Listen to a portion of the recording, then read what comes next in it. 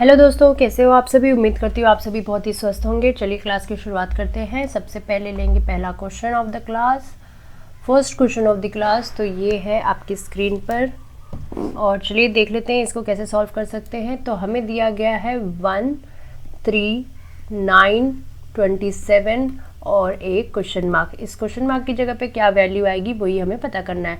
उसके लिए हमें पता करना होगा ये एक दूसरे से किस हिसाब से कनेक्ट करते हैं। तो उससे हमें पता चलेगा एक कोई लॉजिक या पैटर्न जिससे हम पहुंचेंगे अपने क्वेश्चन मार्क वाले प्लेस पर। सो यहाँ पर कौन सी वैल्यू आएगी। डिफरेंस के साथ शुरुआत करेंगे। 1 और 3 के बीच में गैप होता है 2 का, 3 और 9 के बीच में गैप है 6 का और 27 और 9 के बीच में गैप है 18 का। तो अगर आप डिफरेंस के साथ जाना चाहें तो वैसे भी जा सकते हैं, नहीं तो सिर्फ सीरीज को देखकर हमें ये पता चल रहा है कि जो हर एक नंबर है वो 3 नंबर से मल्टीप्लाई हो रहा है। सो 1 3 ज़ा 3, देन 3 3 ज़ा 9, देन 9 3 ज़ा 27। इस तरह से 27 का मल्टीप्लाई 3 करोगे तो आपको आंसर आ जाएगा। एक तो ये है और दूसरा आप डिफरेंस के साथ भी देख सकते हो। जैसे किसी को अगर सीरीज देखकर नहीं पता चल रहा है क्या हो रहा है तो डिफरेंस में भी देख लो। सो 2 का 3 टाइम्स में 6 हो जाता है और फिर 6 का 3 टाइम्स में 18 हो जाता है। इसी तरह से 18 का 3 टाइम्स ले लेंगे, नेक्स्ट में ऐड कर देंगे। सो यहाँ पर कितना हो जाएगा, 18 का 3 टाइम्स हो जाएगा 54, 27 और 54 को ऐड कर देंगे तो हमें मिलेगा आंसर 81 और 27 को 3 टाइम्स मल्टीप्लाई भी करेंगे तो आएगा आंसर 81 ही। सो इस तरह से दो तरह का पैटर्न यहाँ चल रहा है। सीधा सीरीज में इंटू 3 हो रहा है, हर एक नंबर में इंटू 3 करने से अगला नंबर आ जाएगा। इसी तरह से डिफरेंस में भी वही हो रहा है, डिफरेंस निकाल के इंटू 3 ही है। तो जैसे आपको चाहे वैसे ही कर ले। सो इस क्वेश्चन का आंसर हमें मिला ऑप्शन नंबर 2 81। बढ़ेंगे नेक्स्ट क्वेश्चन की तरफ। सो इस क्वेश्चन को देख लेते हैं। यहाँ पर हमें दिख रहा है 729 है जो कि किसी का क्यूब होता है, फिर 512 है वो भी किसी का क्यूब होता है, फिर 343 है। इस तरह से हमने देखा कि यहाँ पर जो ये नंबर सारे दिए हुए हैं ये किसी ना किसी के क्यूब होते हैं। सो 729 होता है 9 का क्यूब। इस तरह से 512 यहाँ पर होता है 8 का क्यूब।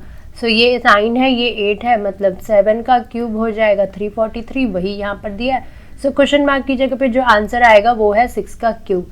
सो 6 का क्यूब क्या होता है, 216। 216 है ऑप्शन नंबर 4। सो इस तरह से हमने देखा कि जो हमें सीरीज दी गई थी वो सीधे सीधे हमारे नंबरों का क्यूब वर्जन है। सो क्यूब किया और आंसर आ गया। सो यहाँ पर इस क्वेश्चन का आंसर हमें मिल गया। बढ़ेंगे नेक्स्ट क्वेश्चन की तरफ। चलिए इसको भी सॉल्व कर लेते हैं। तो यहाँ पर हमें दिया है 14, 158, 258, 322, क्वेश्चन मार्क और लास्ट में 374। सो इस तरह से हमने देखा ये काफ़ी बड़े से नंबर है।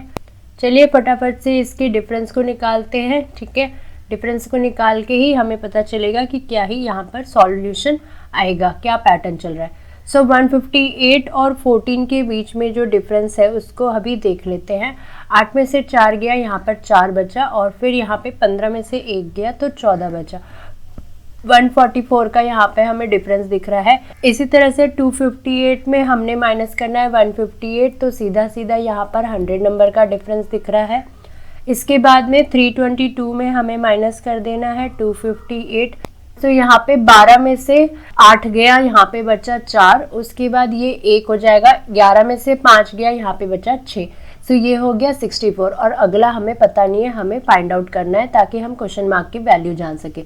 सो यहाँ पर हम क्या देख रहे हैं, 144 से 100 की तरफ गया, यानी कि यहाँ पे 44 का डिफरेंस है। फिर 100 से 64 की तरफ चला गया तो यहाँ पर कितने नंबर का डिफरेंस हो गया, 36। इस तरह से हमने देखा यहाँ पर हमें लास्ट में 2 ही नंबर मिल रहे हैं, जिससे ही हमें देखना होगा कि क्या यहाँ पर डिफरेंस हमें पता चल रहा है, क्या लॉजिक हमें मिल सकता है। सो फाइनली हमें यहाँ पर मिलता है कि 44 और 36 के बीच में 8 का डिफरेंस है। तो इसके बाद में हमें क्या दिख रहा है, यहाँ पे 8 ही दिख रहा है। तो अभी ये 8 ही हमें लेके चलना होगा।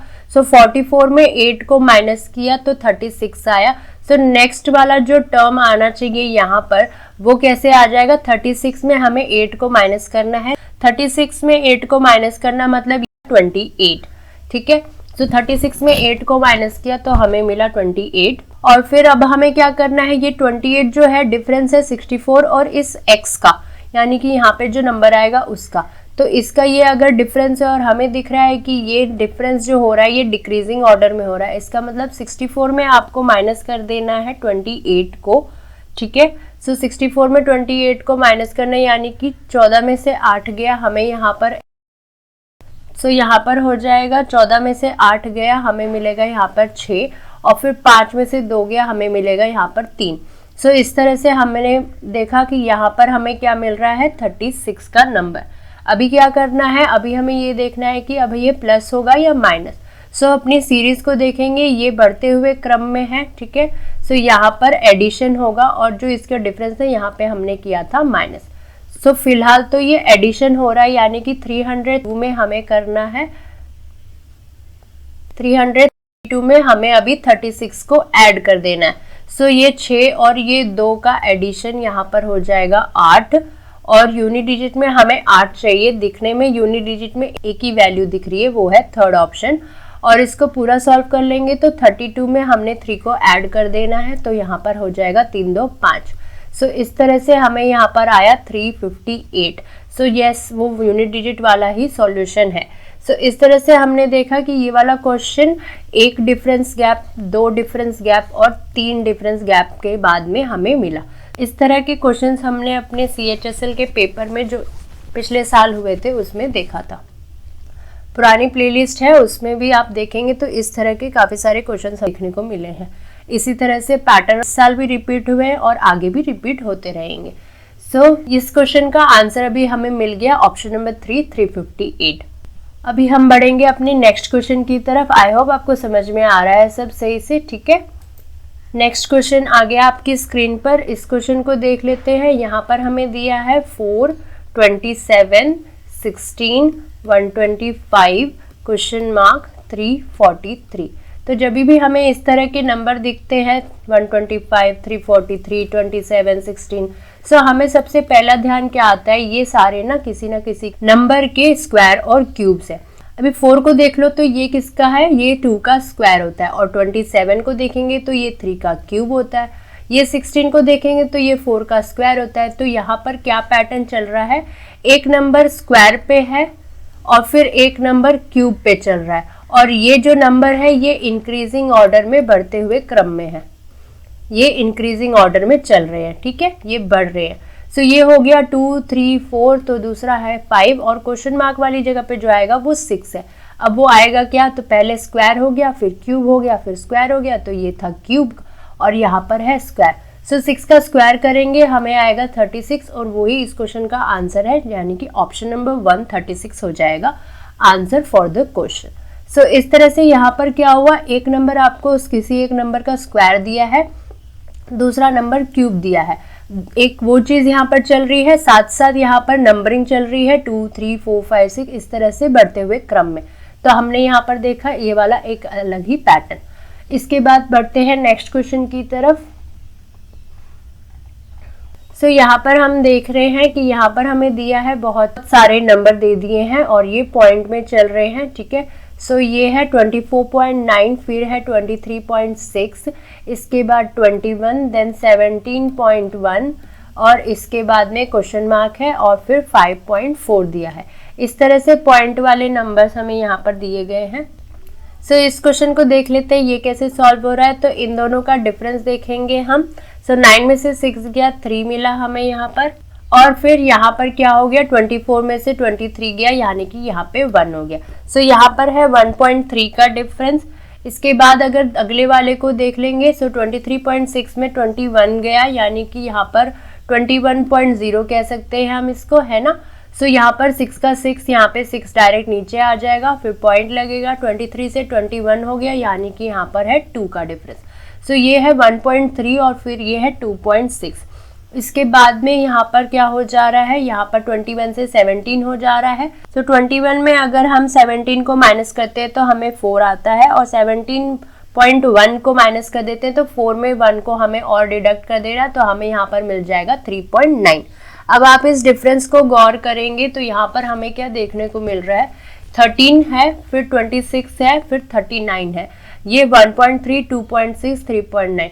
इसको हम ऐसे ले सकते हैं कि ये वो जो 1.3 है ये 13 इंटू 0.1 है, ठीक है। 13 का मल्टीप्लाई 0.1 करेंगे तो आपको 13 आएगा। ये सिंपली 13 का टेबल चल रहा है। इसी तरह से यहाँ पर 13 का 0.02 में मल्टीप्लिकेशन करते हैं तो आपको 2.6 आएगा। फिर 3.9 के लिए आपने कर देना है 13 का मल्टीप्लिकेशन 0.3 के साथ में।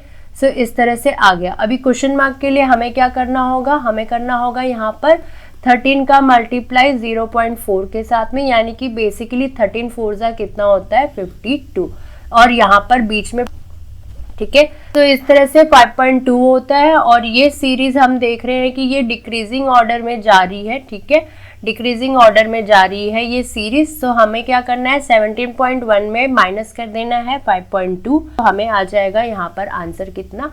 सो इस क्वेश्चन मार्क की जगह पे जो वैल्यू आएगी वो है 11.9, ठीक है। सो 11.9 है हमारा सॉल्यूशन। सो 11.9 है, ऑप्शन नंबर 3 में है। इसको चेक करना है तो आप इसको चेक भी कर सकते हैं। अभी 13.4 हो गया यहाँ पर, ठीक है, 52, 5.2। अभी 13.5 लेंगे तो 65 आएगा, यानी कि 6.5 आएगा। अब अगर आप इस 11.9 में इस 6.5 को माइनस करते हैं, ठीक है, 11.9 में अगर आप 6.5 को माइनस कर देते हैं तो आपको यहाँ पर सेम आंसर आ जाएगा, ठीक है। तो आ रहा है ना 5.4 ही यहाँ पर आंसर आ रहा है, ठीक है। सो 5.4 ही आ रहा है और जो अगला नंबर है वो भी 5.4 ही है। सो इस तरह से हमने देखा यहाँ पर कुछ और मज़ेदार क्वेश्चन आज की क्लास में। अब हम करते हैं अपने प्रैक्टिस सेशन की तरफ, ठीक है। सो आज की क्लास तो यहाँ पे ख़त्म होगी, लेकिन जैसा कि हम अपने पिछले 2 क्लासेस से कर रहे हैं, हम क्लासेस के साथ साथ में हम प्रैक्टिस क्वेश्चंस भी कर रहे हैं। सो अब आ गया है आपका और सिर्फ आपका वाला टाइम, जहां पर मैं आपको सॉल्यूशन करके नहीं बताती हूँ। आपके सामने क्वेश्चन दिया हुआ है, चलिए इनको जल्दी जल्दी से सॉल्व कीजिए।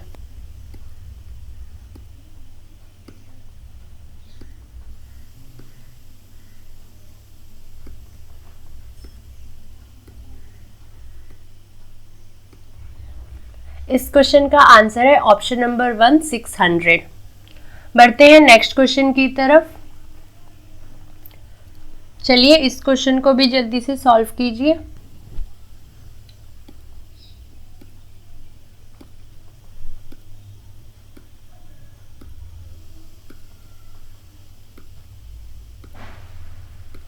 इस क्वेश्चन का आंसर है ऑप्शन नंबर 4, 4। सो इस तरह से आज की क्लास अब यहाँ पर खत्म होती है। क्लास और प्रैक्टिस सेशन दोनों हो गए ओवर। अब हम मिलेंगे आपसे नेक्स्ट क्लास में। तब तक के लिए जय हिंद, जय भारत, बाय बाय दोस्तों।